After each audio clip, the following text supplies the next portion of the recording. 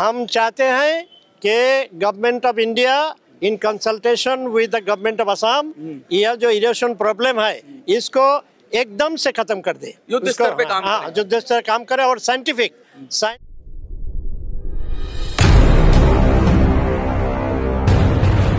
ब्रह्मपुत्र एक ऐसी नदी कहते हैं सबसे उग्र नदी है जो अपने किनारों को नहीं मानती, कभी भी तोड़ के चली जाती है।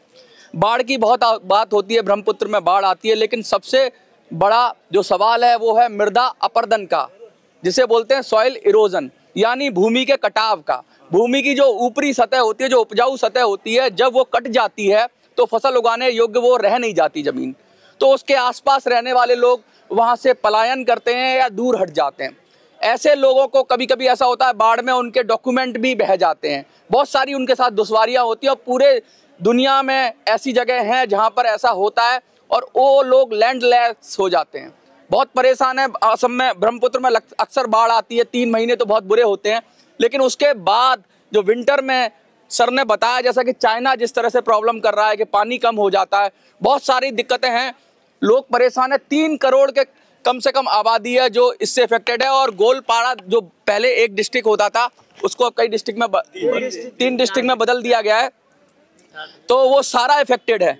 और कह रहे हैं बहुत सरकारें अगर चाहें तो जैसा कि कुछ एग्जाम्पल बताए थे कि उनके जरिए भी अगर ये सॉइल इरोजन है उसे रोका जा सकता है, और कुछ डिस्ट्रिक्ट में शायद कुछ जगह पे किया गया है, छोटे छोटे टाउन में किया गया है, बहुत सारा मीडिया को बताया। लेकिन आज हम इन्हीं से बात करते हैं। सबसे पहले हम आपके पास आते हैं, आज जंतर मंतर पे आप आए, आपके संगठन का नाम और ये जो पूरा सॉइल इरोजन हो रहा है, क्या कहेंगे आप? The struggle committee for erosion against Brahmaputra river, permanent protection against for Brahmaputra river.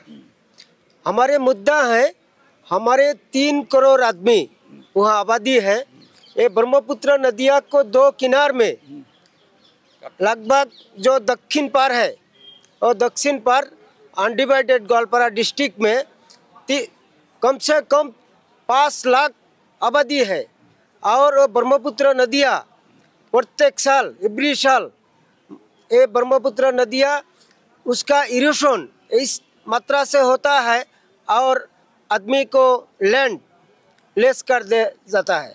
और लैंड लेस आदमी जब खास लैंड और जो सरकारी भूमि है, पट्टा लैंड और खासी लैंड जो है वहाँ में घुस जाता है, और वो सरकार, हमारे जो सरकार ये आदमी को वहाँ बुलडोजर लगा के भगा देता है, अतिक्रमण कर दिया। उनको बोल देते हैं कि भाई आपने इस पे इलीगल इंक्रोचमेंट किया है, जबकि ऐसा कुछ नहीं है, वो उन्हीं का था। ये कहना चाह रहे हैं आप? और ये लैंडलेस लोग असम के कोने कोने जाता है, इंडिया को कोने कोने काम के लिए जाता है, और सरकार इन लोगों को बांग्लादेशी घुसपैठिया बोल के उसको अरेस्ट करता है। हम लोगों को मुद्दा है ये ब्रह्मपुत्र नदिया को तुरंत बॉर्डर इस पर परमानेंट प्रोटेक्शन करके इसको दमन कर दे तो हम लोग वहाँ रक्षा पाएंगे। यही हमारे मुद्दा है। ये मुद्दा लेकर हम असम से इधर आया है। हमारे जो प्राइम मिनिस्टर और जल संपद जो मिनिस्टर है, इन लोगों को हम लोग मेमोरेंडम भेज रहा हूँ, जिसे तुरंत हमारे प्राइम मिनिस्टर दया करके हमारे असम में एक पैकेज देकर हमारे ब्रह्मपुत्र को कंट्रोल कर दीजिए। वहाँ का जो इरिगेशन और जो बानपानी, बारिश, फ्लड ये कंट्रोल कर दिए। यही मुद्दा लेकर हम लोग दिल्ली आई है। सर, बहुत बात होती है कि इस नदी को सुधारने की, लेकिन ये पॉलिटिकल एंगल की बात करूंगा मैं। धर्म का एंगल डाल दिया गया है, इस पे पॉलिटिकल एंगल डाल दिया गया है, बांग्लादेशी मुसलमान का एंगल डाल दिया गया है, रोहिंग्या का एंगल डाल दिया गया है, बहुत सारे एंगल हैं, और उनको ऐसे प्रिटेंड किया जाता है कि ये तो इलीगल इमिग्रेंट्स हैं। ऐसा भी हो जाता है, ऐसा भी खबरें आती हैं कि भाई बहुत सारे इलीगल, एनआरसी की बात हो रही है। बहुत सारा जो फैक्टर जो ये गडमड हो गया है, मतलब ये सारा मिक्स हो गया है। थोड़ा समझाइए कि कितना इसमें सच्चाई है। कोई थोड़ी बहुत सच्चाई तो होगी, ऐसा तो नहीं है कि सारा, मतलब ऐसा नहीं है कि इलीगल इमिग्रेंट ना हो, लेकिन क्या जो मेन मुद्दा उसमें मिक्स करके उसको भी खराब किया जा रहा है? हाँ, ये तो यहाँ सुनिए, पहले बात तो मैं कहूँगा इरोजन के बारे में। इरोजन वहाँ असम में नदी फ्लड का, ब्रह्मपुत्र नदी का फ्लड एक प्रॉब्लम है, लेकिन उससे ज़्यादा जो प्रॉब्लम है वो है इरोजन का प्रॉब्लम। और ख़ास करके हम लोग आए हैं, आज जो हम लोग आए हैं लोअर असम का जो डिस्ट्रिक्ट है, खास करके 3 डिस्ट्रिक्ट ग्वालपारा, धुबरी और सोनमर्ग मनकाचर का 3 डिस्ट्रिक्ट का साउथ बैंक का लोग यहाँ आए हैं। तो यहाँ हमारे वहाँ इरोजन का प्रॉब्लम बहुत ज़्यादा है और वहाँ तो मान लीजिए कि तकरीबन 5-6 लाख लोग इरोजन का कारण से बेघर हो गया और गवर्नमेंट ने इसका ये लोगों को रिहेबिलिटेट करने का कोई गवर्नमेंट सरकारी तरफ से कोई व्यवस्था नहीं किया। और लोगों ने अपने आप से कुछ किया तो उन लोगों को बांग्लादेशी माना जाता है। कहीं कहीं तो वो लोग अलग जाके खास मट्टी में बैठा है, उन लोग को अब बुलडोजर लगा के उच्छेद कर दिया, एविक्शन कर दिया, ऐसा हो गया।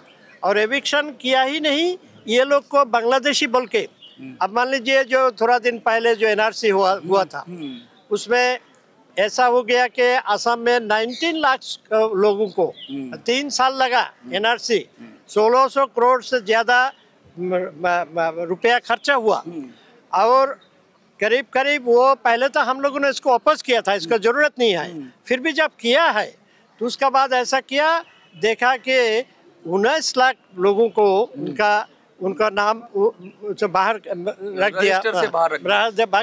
मतलब इसका ये नहीं कि वो लोग सिटीजन नहीं है, वो लोग है, लेकिन उन लोग के बारे में कोई मत नहीं दिया। तो हम लोग बोला कि ठीक है, ये बोला कि ये लोग के बारे में रिजेक्शन स्लिप आएगा, जब रिजेक्शन स्लिप आएगा उस स्लिप का हिसाब होगा, उस हिसाब से जो टिकेगा, जो जिसका पास कागजात होगा। तो ये क्या किया जाए, ये 1951 में असम में NRC हुआ था, जब एक राइट हुआ था 1951 में, उस राइट का 51 का जो NRC असम में किया था, कहीं और इंडिया में कहीं और नहीं किया। उसी NRC में जिन जिन लोगों का नाम था उन लोग को अभी इस टाइम का NRC में उनका नाम आया। तो इस हिसाब से अब ज़्यादातर लोगों का नाम आ गया, 19 लाख लोगों का नाम बात पड़ गया। तो ये जो बात बोला जाता है, हाँ, जो बोला जाता है, इनको भी आप ठीक से देखें तो हाँ, इसमें है थोड़ा बहुत आदमी हो सकता है, लेकिन वो लिंग्विस्टिक और रिलीजियस माइनॉरिटी बहुत कम है। मतलब उसको ऐसे नहीं प्रिटेंड किया जाना चाहिए कि सारा बांग्लादेशी। ऐसा हो सकता है कि 2-4 लाख लोग रह सकता है, लेकिन 19 लाख जो है अब उसको कोई सुविधा ही नहीं दिया। वो इंडियन है, हाँ, इंडियन है, वो इंडियन है, उससे बाहर भी इंडियन है।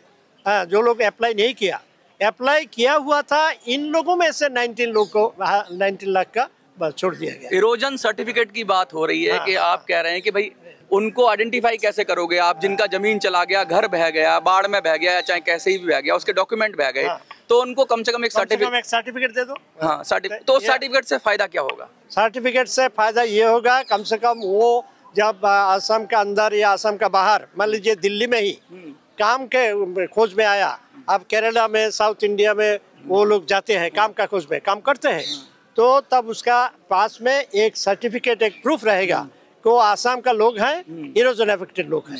तो इसीलिए हम चाहते हैं कि ऐसा एक रजिस्टर हो और सभी लोग के पास एक सर्टिफिकेट हो। अच्छा, ये जो नदी के अंदर जहाज चलाने की, स्टीमर चलाने की जो आप योजना बता रहे हैं कि जो उससे कैसे फायदा हो जाएगा? क्योंकि जब नदी में जहाज चलेंगे, कमर्शियल चलेंगे, तो मे बी पानी नहीं होगा तो बड़ा मुश्किल होगा, तो वो कैसे, क्या वो उसके चलने से भी कुछ फर्क पड़ता है? क्या फर्क पड़ता है वो समझाइए। फर्क पड़ेगा, इसका चलने से ऐसा होगा कि उस नदी का जो मेन करंट है, अच्छा, उस मेन करंट को नेविगेबिलिटी, अच्छा, मतलब नब्यता, उसको हिंदी में नब्यता बोलेंगे, नेविगेबिलिटी इंग्लिश में, नेविगेबिलिटी मेंटेन रहेगा। उसका टोटल वॉल्यूम ऑफ वाटर जितना जाना पड़ेगा, दोनों मान लीजिए दोनों पार बंद कर दिया, वो पक्का बंद हो गया। अच्छा, जो पानी का बहाव है वो रहेगा, चालू रहेगा। अच्छा, तो हाँ, तब ऐसा होगा कि इससे नदी का डीप रहेगा, डेप्थ तो रहेगा, उसका कारण से ये हो जाएगा। अच्छा, तो हाँ, अभी तो बोल रहे हैं कि ये और कुछ आपको। हाँ, एक और लास्ट में क्या कहना चाहेंगे जो लोग आपको देख रहे हैं, हजारों की संख्या में लोग देखेंगे, लाखों की संख्या में, उनको क्या कहना चाहेंगे भाई कि आपके इशू को किस तरह से सपोर्ट करें? हम चाहते हैं कि government of India in consultation with the government of Assam, यह जो इरोजन प्रॉब्लम है इसको एकदम से खत्म कर दे, युद्ध स्तर पे काम करे, युद्ध स्तर काम करे और scientific scientific anti erosion measures लेकर ये संभव है, ये करे और लोगों को रक्षा करे। कुछ कहेंगे आप? ना गवर्नमेंट का तो ज्यादातर फंड है आज आपका आजकल।